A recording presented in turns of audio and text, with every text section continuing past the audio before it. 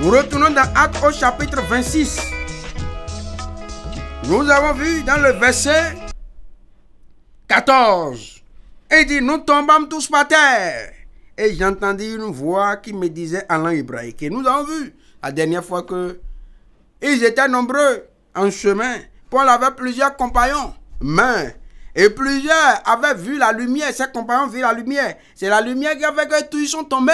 Mais Paul était le seul qui a entendu la voix de Dieu. La voix de Dieu. Et nous avons dit, la voix de Dieu ne peut pas dire à un pécheur, tu auras de voitures, tu auras de maisons, tu auras... Non. La voix de Dieu doit se préoccuper d'abord du salut de l'âme du pécheur. Donc c'est une erreur. Si toi tu es pasteur et tu te présentes devant une foule, tu es un serviteur de Dieu, tu es un évangéliste, tu es n'importe quoi, peu importe les titres ronflants que vous vous donnez, prophète, tout ça là, mais je vais te dire une chose. Que tu sois quoi que ce soit ou bien vous-même, que vous dites que vous allez voir des prophètes, que vous allez voir, vous courez pour aller voir les prophètes, et le prophète va parler, vous allez entendre. Ou bien vous courez pour dire que vous voulez aller voir le bishop, ou vous voulez aller voir le pasteur, vous voulez aller voir le docteur, il va vous parler, vous allez entendre de la part de Dieu. Je vais vous dire une chose. Si vous êtes dans un péché, si vous vivez, votre vie n'est pas en phase avec la parole de Dieu, que vous allez, que le bishop là ne vous dit pas, le prophète là ne vous dit pas, mon fils, ma fille, il t'appelle mon fils, ma fille, je ne sais pas quel type de fils ou de fille tu es pour lui. Et il te dit, tu es fils de l'enfer ou bien je ne sais pas de quoi. Et il ne peut pas te dire. Le Seigneur m'a dit de te dire de te repentir. De devenir fidèle avec lui. S'il ne te dit pas ça, il faut savoir que tout ce qu'il dit là, c'est des paroles de séduction. Et tu es déjà sur la voie de la perdition. Tu es perdu. Et tu es encore, comme la Bible dit, qu'il y a encore de l'espérance pour tous ceux qui vivent. Selon Ecclésiaste 9:4. Pour ceux qui vivent, il y a encore de l'espérance. Comme tu vis là, il y a encore de l'espérance pour toi. C'est pourquoi tu entends ces choses. L'espérance que tu vas encore revenir sur le bon chemin, le chemin de la vie éternelle. Et le chemin de la vie éternelle commence par la repentance. Personne ne peut emprunter ce chemin s'il n'a pas posé le premier pas. Le premier pas, c'est la repentance. Pourquoi? Je vais te l'expliquer tout à l'heure. Allons voir dans il dit maintenant, j'ai entendu Paul disait qu'il a entendu une voix. Et la voix s'est adressée à Paul, à Saul, et non aux autres. Puisque la voix dit énormément, Saul, Saul, pourquoi me persécutes-tu? La voix n'a pas dit pourquoi vous me persécutez. Et pourtant, les autres aussi suivaient Paul. C'est pour aller faire la même chose que Paul quand même. C'est pour aller persécuter les chrétiens qui étaient à Damas. Donc ils étaient en chemin pour la même mission. Mais Paul va dire plus tard que Dieu comprenait qu'il était vraiment dans l'ignorance. Vous voyez? Et la Bible dit, Dieu sans tenir compte des temps d'ignorance annonce maintenant à tous les hommes qu'ils doivent se repentir. C'est tellement que tu as marché dans l'ignorance jusqu'à ce moment où tu entends ces paroles. Dieu te donne une opportunité. Il ne tient pas compte des temps d'ignorance. Quoi qu'en soit ton titre, Dieu n'a rien à foutre avec ton titre au ciel. C'est l'humilité. Il dit, Dieu résiste aux orgueilleux, mais il fait grâce aux humbles. Et pourquoi? Pourquoi le premier pas de la marche avec Dieu commence par la repentance? Parce que la repentance est la marque par excellence de l'humilité. Oui. Et il dit, oh, homme, on t'a fait connaître ce qui est bon. Ce que Dieu veut de toi, c'est que tu marches en toute humilité. Tous les jours de ta vie avec ton Dieu, que tu marches avec humilité. Donc, marcher avec humilité, c'est se repentir d'abord.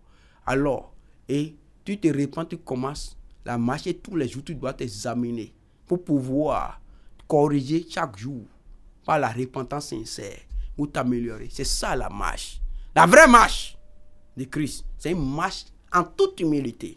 Et tu ne veux pas dire que tu es humble et tu ne te repens pas. Tu sais pourquoi? Parce que, laisse-moi te dire, qu'est-ce qui caractérise un homme orgueilleux, un homme humble? Voici la caractéristique d'un homme orgueilleux. La caractéristique d'un homme orgueilleux, l'homme orgueilleux trouve toujours des raisons pour justifier ce qu'il fait. Donc il ne reconnaît jamais qu'il a mal fait, il ne reconnaît jamais qu'il a tort. Oui, il ne reconnaît jamais qu'il a tort. C'est ça l'homme orgueilleux. Mais, celui qui est humble, quand l'humilité, quand on lui parle, il voit que même si lui-même n'avait pas ce qu'il avait mal agi, quand on l'appelle son attention, on attire son attention là-dessus, il reconnaît, il dit c'est vrai, j'ai tort. excusez-moi, pardonnez-moi. C'est ça, l'humilité. Mais l'orgueilleux, l'humble, lui, reconnaît qu'il a tort, il demande, il présente ses excuses, il demande pardon. Mais l'orgueilleux dit non. Il justifie, il trouve des raisons. Il dit que voilà pourquoi il a fait ça. C'est ça, la différence. Alors, entre un orgueilleux, un homme humble. Et Dieu dit, Dieu résiste aux orgueils.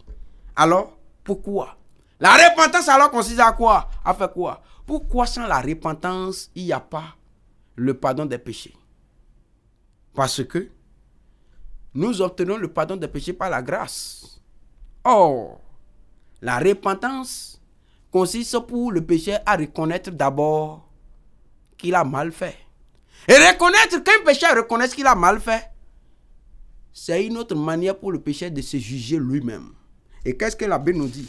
Allons dans 1 Corinthiens au chapitre 11. Voyons le verset 31. Il dit, si nous nous jugeons nous-mêmes, nous ne serons pas jugés. Si nous nous jugeons nous-mêmes, nous ne serons pas jugés. C'est un mystère. J'aurai le temps de vous expliquer les choses en détail. Et dit, si nous nous jugeons nous-mêmes, nous ne serons pas jugés. Pourquoi? Très brièvement, je vais vous expliquer une chose. Vous voyez, sur le plan des hommes, sur le plan humain sur cette terre, lorsque quelqu'un commet une faute, ou bien qu'il ait commis ou qu'il n'ait pas commis, en tout cas on l'a attrapé, on l'a accusé d'une faute, on l'accuse de quelque chose, on le jette en prison. Maintenant, on vient le juger, on l'amène devant le tribunal, on vient le juger. Vous avez remarqué que le président, la loi dit que le président de la République a le pouvoir de lui accorder la grâce. Et la grâce n'entraîne que l'absolution du pays, de la faute, de l'infraction et de ses conséquences. C'est-à-dire les peines que cela doit engendrer. Maintenant, mais c'est clair aussi que on ne peut pas, le président ne peut pas accorder la grâce tant que il n'a pas été jugé. Vous voyez? Alors, la différence entre ce système et le système des hommes, c'est quoi? Il y a une similitude. La similitude est que il ne peut pas avoir, donc le président ne peut pas accorder de grâce tant qu'il n'y a pas un jugement définitif que les autres ont rendu. Parce que devant les hommes, l'attitude des hommes, c'est de nier pour dire qu'ils n'ont jamais fait. Donc il faut quand même qu'on mette des juges là-bas pour les juger. Avant que le président qui a la possibilité de lui accorder la grâce accorde. Mais pour Dieu, quel est le problème? Il dit ici, c'est toi-même qui te juges. Parce que Dieu lui connaît tout. Tu n'as pas besoin de venir nier quelque chose devant lui. Il dit, celui qui se cache sa transgression ne prospère pas. Mais celui qui les avoue et les délaisse obtient miséricorde. Et les hommes, même qui ne lisent pas la Bible, vont dire quoi? Il faut avouer et à moitié pardonner. C'est clair. Alors, donc, la repentance, c'est ça. Il faut d'abord qu'il reconnaisse, qu'il se juge lui-même.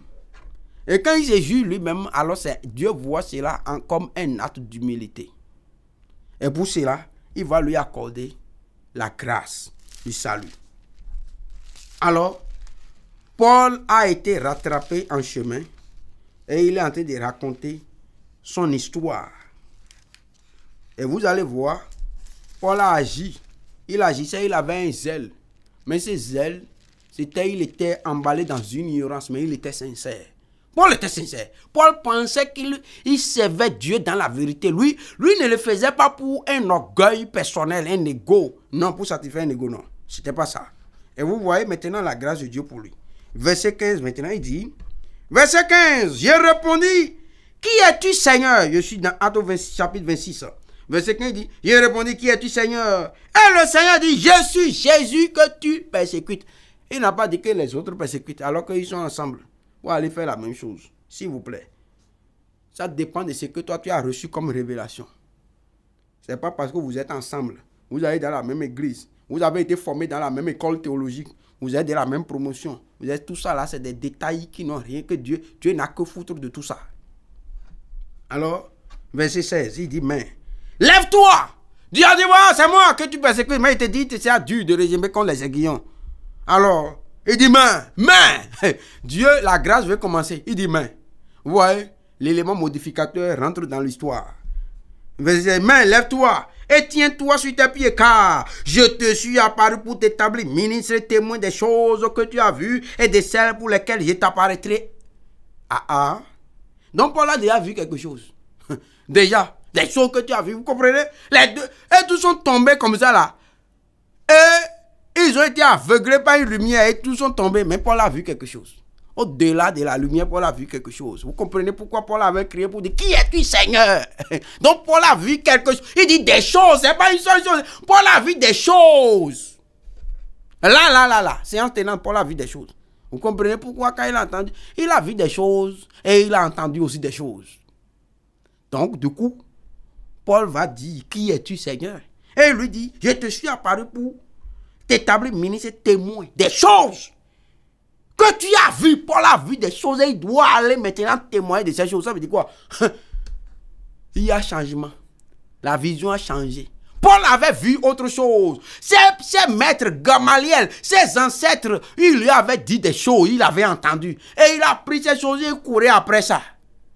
Pour aller, à cause de ça, il va aller persécuter les chrétiens. Mais maintenant, il a vu d'autres choses. Il doit aller témoigner. Il a vu les choses que les autres ont vues là. Et ils allaient témoigner là. Lui-même a vu, maintenant il doit aller témoigner. C'est Jésus qui lui parle.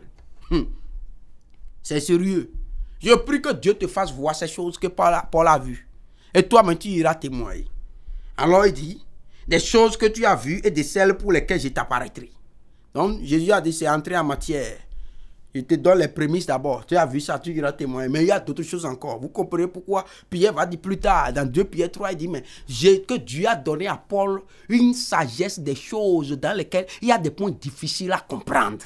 Dont les hommes mal affermis et ignorants tordent le sens pour les propres ruines. Je prie que tu ne fasses pas partie de ces hommes. Mais que tu sois comme Pierre qui comprend les mystères, la profondeur du mystère de la sagesse que Dieu a donné à Paul. Et que tu comprennes que tu marches comme ceux-là ont marché. Pour pouvoir espérer la même espérance que. Alors, nous allons au verset 17, il dit, j'étais choisi du milieu de ce peuple. Oui, c'est un choix. Il était. Paul était avec ses compagnons et c'était l'échantillon représentatif du peuple juif qui allait.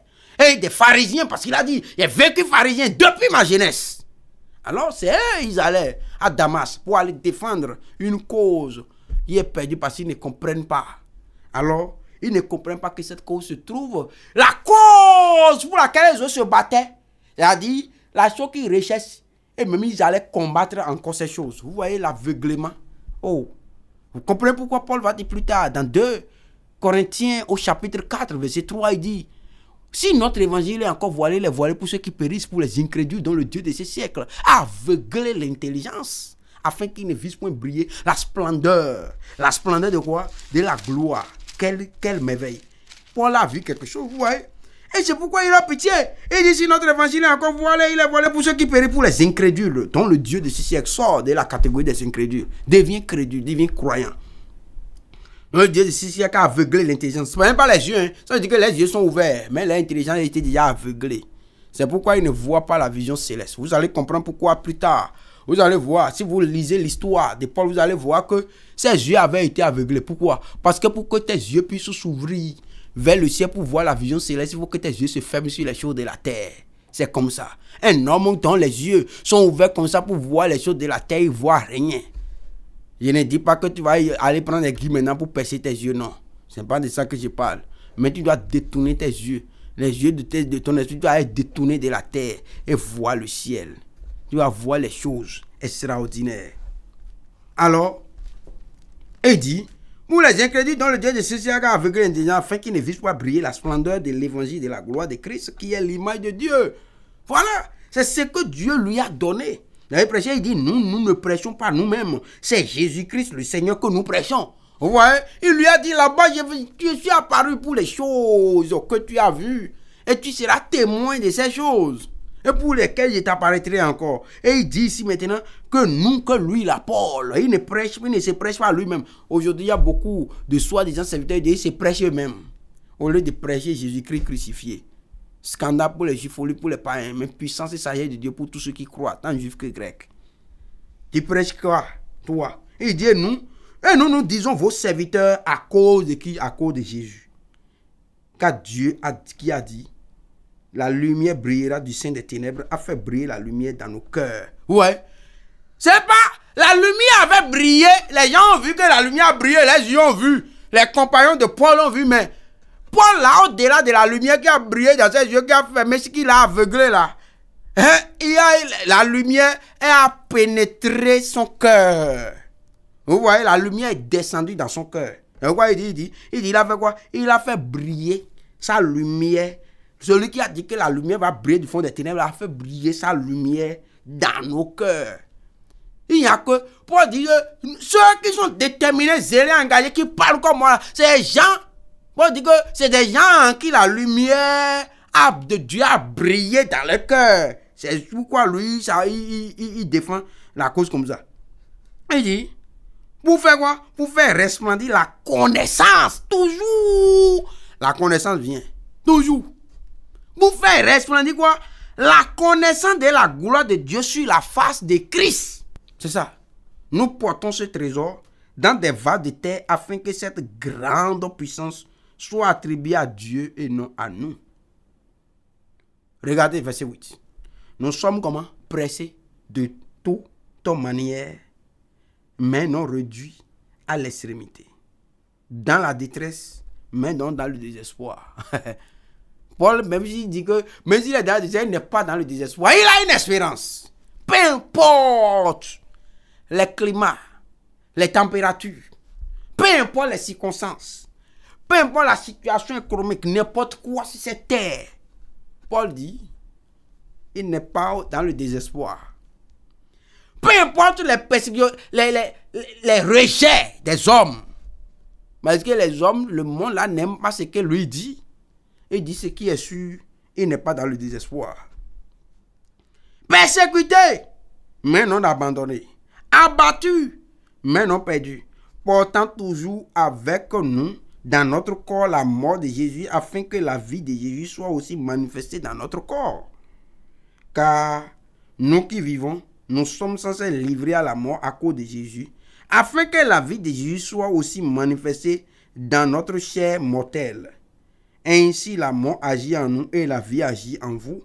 Et comme nous avons le même esprit de foi qui est exprimé dans ces paroles de l'Écriture, j'ai cru. C'est pourquoi j'ai parlé. Paul a cru. C'est pourquoi il a parlé. Et il a parlé devant Agrippa. Vous comprenez pourquoi dans le verset 19, il dit en conséquence, roi Agrippa. Paul a cru. Il n'est pas un incrédule. Je prie que tu ne sois pas incrédule. Lis la parole de Dieu. C'est là que se trouve la vérité. Il dit dans Jean 17, sanctifie n'est pas ta vérité, ta parole est la vérité. Ce n'est pas la parole d'un prophète ou d'un pasteur. Oh, soit comme les chrétiens de Béret. Quand ils entendent la parole, ils vont chercher, ils vont fouiller la Bible pour voir qu'est-ce qu'il y a écrit dedans. Sortez des paroles de séduction. Aujourd'hui, nous sommes les princes, les rois, nous sommes ceci, cela. Nous allons briller sur la terre. C'est où ça? Quelle abomination. Il dit, j'ai cru. C'est pourquoi j'ai parlé. Il dit, nous aussi, nous croyons. Et c'est pour cela que nous parlons. Sachant que celui qui a ressuscité le Seigneur Jésus nous ressuscitera aussi avec Jésus. Et nous fera paraître avec vous en sa présence. C'est ça son espérance. Ça lui donne une détermination que l'enfer même ne peut pas arrêter. Qu'est-ce qui te donne détermination, toi? Si c'est mariage, si c'est voiture, des choses comme ça, de ce mot qui te donne détermination, le jour où ces choses auront des problèmes, ou bien le jour où il y a crise en Ukraine, ou bien il y a chose là, tu vas voir que vraiment, tu seras découragé. Alors, il dit, retournons maintenant. Retournons dans Actes au chapitre 26. Vous voyez? Non, lui, il a entendu quelque chose. Il dit, des choses pour lesquelles je t'apparaîtrai encore. Verset 17. J'étais choisi du milieu de ce peuple et du milieu des païens vers qui je t'envoie. Il a choisi. C'est un choix. Les gens disent que Dieu les a choisis, mais ils disent des choses qui sont contraires à la parole de Dieu. Comment Dieu peut te choisir? Dieu va te donner une vision qui est contraire à lui, sa vision. Ça ne marchera jamais. Il dit que Dieu soit trouvé vrai, que tous les hommes soient trouvés menteurs. Si ta parole n'est pas, si tu n'es pas dans la vision de Dieu, mentionné dans la parole de Dieu, donc tu es hors sujet. Verset 18. Afin que tu fasses quoi? Tu les ouvres les yeux. Écoutez. Vous pensez que c'est des aveugles qui étaient là, tous et veulent aller. C'est-à-dire aveugles qui disent, Babia là, qui vont prendre les choses pour dire, donnez-moi l'argent. Vous pensez que c'est de ça qu'ils parlent? Non! Ils parlent des gens qui ont les yeux, mais ils ne voient pas. Ils ne voient pas. Parce que Paul lui-même avait les yeux, non? Il allait, il ne voyait rien. Mais quand la lumière du ciel est tombée, en même temps, ça a pénétré dans son cœur. Parce que son cœur était aveuglé. Vous comprenez pourquoi?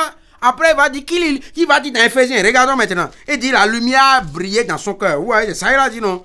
Nous avons vu dans 2 Corinthiens chapitre 4 tout à l'heure. Regardez maintenant, vous voyez que cela est en conformité avec sa prière dans Éphésiens 1, toujours il dit quoi? Verset 18 il dit, et qu'il illumine les yeux de votre cœur.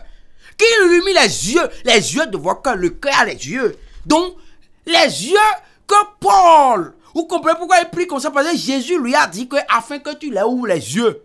Mais de quel yeux il parle? Les yeux du cœur. C'est pourquoi Paul, vous comprenez? Paul ne veut pas prier, faire une prière pour les gens, pour les gens qui l'a prêché devant. Il ne peut pas leur faire une prière qui soit contraire à la vision que Dieu lui a donnée. Non.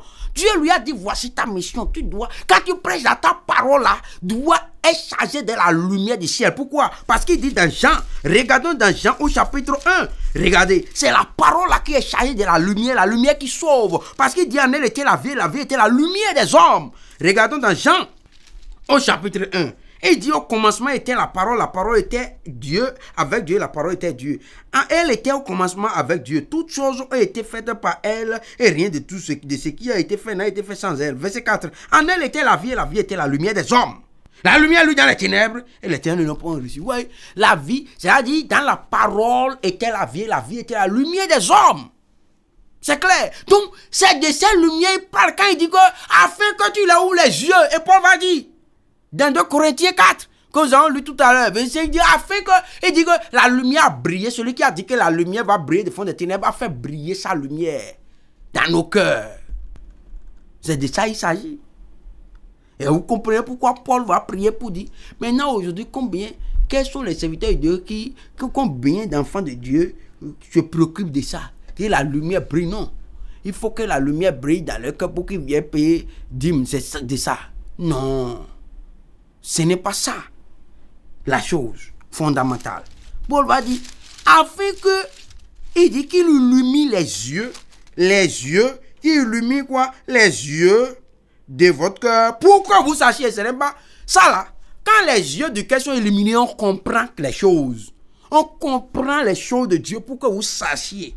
Ce n'est pas seulement voir, hein, mais pour que vous sachiez. Quelle est l'espérance qui s'attache à son appel? Allons, retournons maintenant dans Acte 26, verset 18 toujours, il dit, afin que tu la ouvres les yeux pour qu'il passe des ténèbres à la lumière et de la puissance de Satan à Dieu. Vous voyez? C'est ça. Et il va dire, si notre évangile, dans 2 Corinthiens 4, 3, il dit, si notre évangile est encore voilé, les voiles pour ceux qui périssent. Pour les incrédules dont le Dieu de ce siècle a fait quoi? Aveugler l'intelligence. C'est ça les yeux du cœur. L'intelligence, c'est les yeux du cœur. Donc il a aveuglé l'intelligence.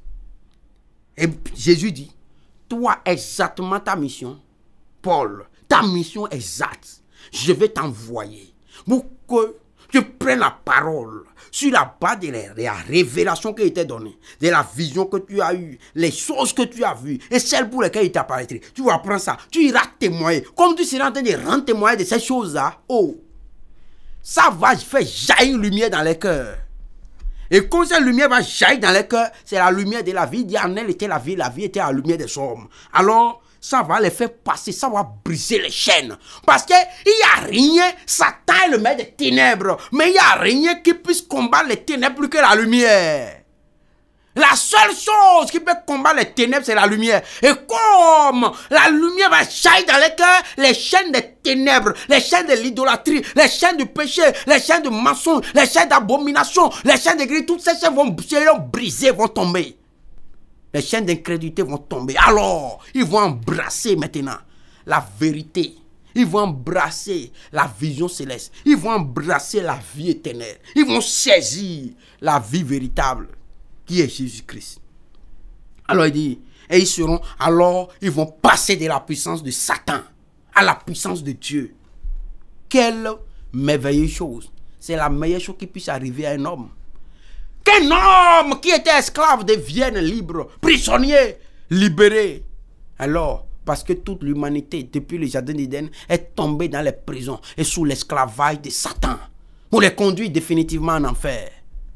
Et Dieu, dans sa grande miséricorde et sa sagesse infiniment variée, va maintenant concocter le plan au travers duquel il va briser les chaînes, libérer l'humanité de la servitude du diable, pour le passer, pour la faire passer maintenant sous encore la souveraineté magnifique, glorieuse et bienveillante de Dieu.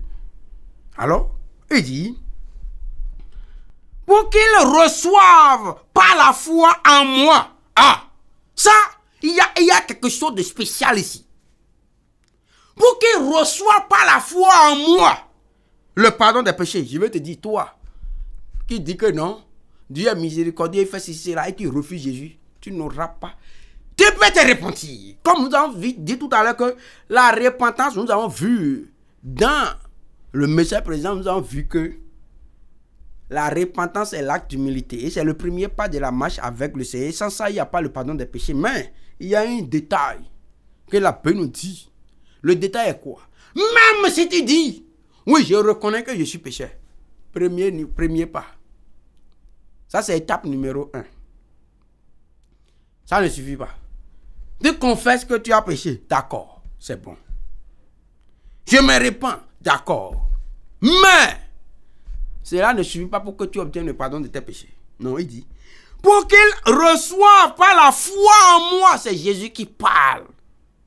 Jésus, c'est lui qui parle. Parce que quand il lui a dit, qui es-tu, Seigneur, il dit, je suis Jésus que tu persécutes. Donc c'est Jésus qui parle.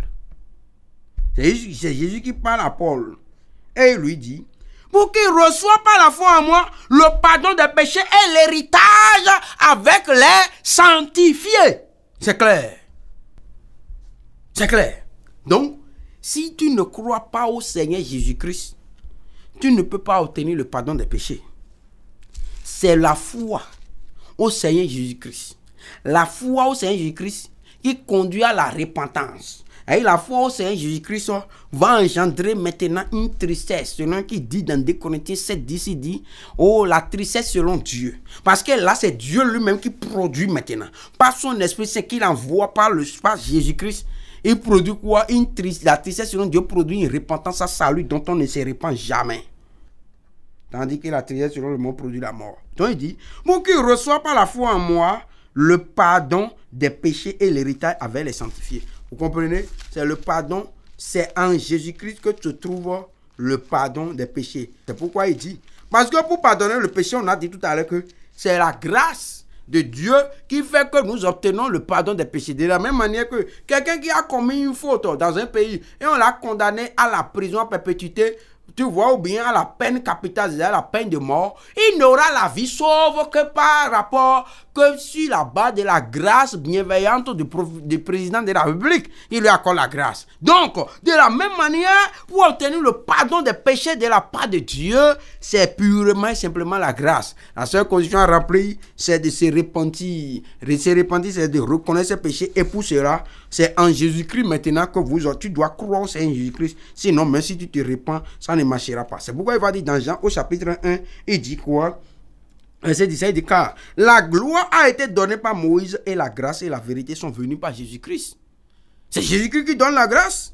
C'est au travers de lui que la grâce est venue. Et il dit dans le verset 14, il dit, et la parole a été faite chair et elle a habité parmi nous, pleine de grâce et de vérité. Et nous avons contemplé sa gloire. Une gloire comme la gloire du Fils unique venu du Père. Voilà. C'est lui. C'est au travers de lui que la grâce est donnée. Et s'il n'y a pas cette grâce, tu ne peux pas obtenir le pardon de tes péchés. Vous comprenez pourquoi? Il va dire dans Luc au chapitre 24. Qu'est-ce qu'il dit? Dans Luc au chapitre 24, il dit ici, verset 47, il dit, et que la repentance et le pardon des péchés seraient prêchés en son nom à toutes les nations, à commencer par Jérusalem. C'est clair. Donc, tu dois, toi qui es là, est-ce que tu as déjà expérimenté authentiquement le salut? As-tu déjà expérimenté la vraie repentance?